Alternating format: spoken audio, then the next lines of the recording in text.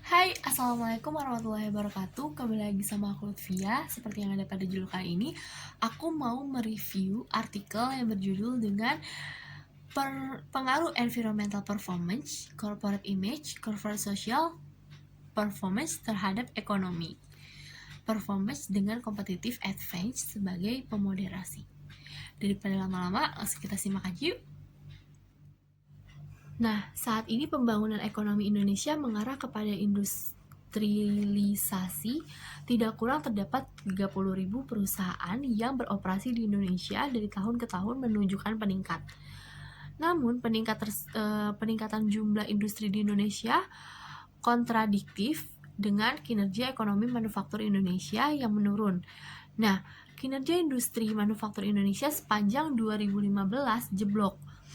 Ini ditunjukkan dengan Indeks Manajer Pembelian atau Purchasing Manager Index atau PMI yang selalu di bawah 50. Sementara itu, tekanan untuk meningkatkan harga jual kian kuat seiring depresiasi jumlah terhadap dolar Amerika Serikat yang berkepanjangan. Ekonomi performance dipublikasikan ke dalam laporan keuangan perusahaan pada zaman perekonomian pasar yang disertai dengan terwujudnya kondisi good economic performance tidak saja menuntut adanya kinerja ekonomi yang hemat secara ekonomi tetapi membawa keuntungan besar bagi perusahaan, tetapi juga perlu disertai adanya perilaku kinerja ekonomi yang etis, yaitu dengan perwujudan secara baik tanggung jawab sosial perusahaan kepada masyarakat. Tujuan penelitian ini itu adalah untuk mengetahui apakah ekonomi performance, corporate image berpengaruh terhadap ekonomi performance dengan competitive advantage sebagai pemoderasi pada perusahaan manufaktur yang terdaftar di Bursa Efek Indonesia dan menjadi peser periode 2014 sampai 2018. Nah, selanjutnya kita di sini akan membahas kajian pustakanya dan perumusan hipotesisnya. Yang pertama itu kajian pustaka, itu terdiri dari teori stewardship, teori akuntansi positif, dan teori legitimasi. Yang kedua, perumusan hipotesisnya. Itu dibagi menjadi dua. Yang pertama, environmental performance berpengaruh positif terhadap ekonomi performance. Yang kedua, corporate image berpengaruh positif terhadap ekonomi performance. Sebenarnya ini lebih dari dua, cuma kali ini saya akan membahasnya dua. Nah, pertama kita akan membahas tentang teori stewardship. Teori ini adalah penggambaran kondisi manajer yang termotivasi dari harga hasil utama kepentingan organisasi, bukan termotivasi terhadap kepentingan pribadinya. Nah, teori ini berdasarkan teori psikologi dan sosiologi, serta berasal dari pemikiran akuntansi manajemen, di mana steward termotivasi untuk berkelakuan sesuai keinginan prinsipal. Teori ini berkaitan dengan variabel dependent ekonomi. Performance di dalam penelitian ini yaitu perilaku steward yang kolektif, sebab steward berpedoman kepada perilaku tersebut agar tujuan organisasi dapat dicapai, misalnya peningkatan penjualan atau profitabilitas. Selanjutnya ada teori akuntansi positif. Teori ini juga mengatur kebijakan akuntansi dan praktiknya dalam perusahaan serta memprediksi kebijakan apa yang akan dipilih manajer untuk meningkatkan ekonomi performance perusahaan. Nah, yang terakhir ada teori legitimasi. Teori ini menyatakan bahwa organisasi atau perusahaan secara berkesinambungan harus memastikan apakah mereka telah beroperasi di dalam norma-norma yang dijunjung masyarakat dan memastikan bahwa aktivitas mereka diterima pihak luar atau dilegitimasi. Letak keterkaitan teori ini pada variabel environmental performance, yaitu adanya kontrak sosial yang terjadi antara perusahaan dengan masyarakat. Nah, selanjutnya perumusan hipotesis. Penelitian mengenai pengaruh environmental performance terhadap ekonomi performance dilakukan oleh yang berhasil mengungkapkan bahwa environmental performance berpengaruh positif terhadap ekonomi performance. Penerapan environmental performance juga penting dilakukan oleh perusahaan karena perusahaan dengan pengungkapan environmental performance tinggi dalam laporan keuangan akan lebih dapat diandalkan.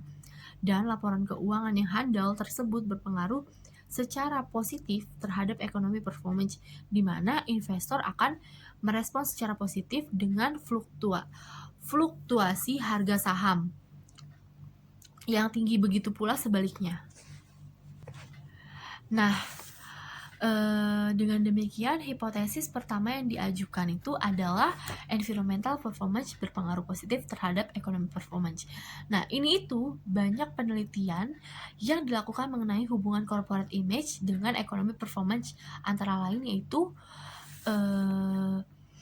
corporate image yang baik akan mampu mempengaruhi daya beli konsumen sehingga ekonomi performance perusahaan akan meningkat. Nah, yang kedua di sini ada corporate image berpengaruh positif terhadap ekonomi performance. Nah, penelitian yang dilakukan mengenai hubungan corporate social performance dengan ekonomi performance antara lain yaitu penelitian yang memiliki hasil penelitian yang positif dengan perusahaan wajib melakukan kegiatan tanggung jawab sosial perusahaan. Selain itu juga wajib mengungkapkan dalam annual report. Nah, di slide selanjutnya ini kita ada metode penelitian. Yang pertama kita akan membahas tentang pendekatan penelitian. Nah, pendekatan yang digunakan dalam penelitian ini bersifat kuantitatif dan metode yang digunakan adalah metode asosiatif. Nah, pendekatan penelitian bersifat kuantitatif yaitu pendekatan penelitian dengan memperoleh data yang berbentuk angka atau data kualitatif yang diangkakan. Nah, selanjutnya di nomor 2 itu ada definisi operasional variabel penelitian.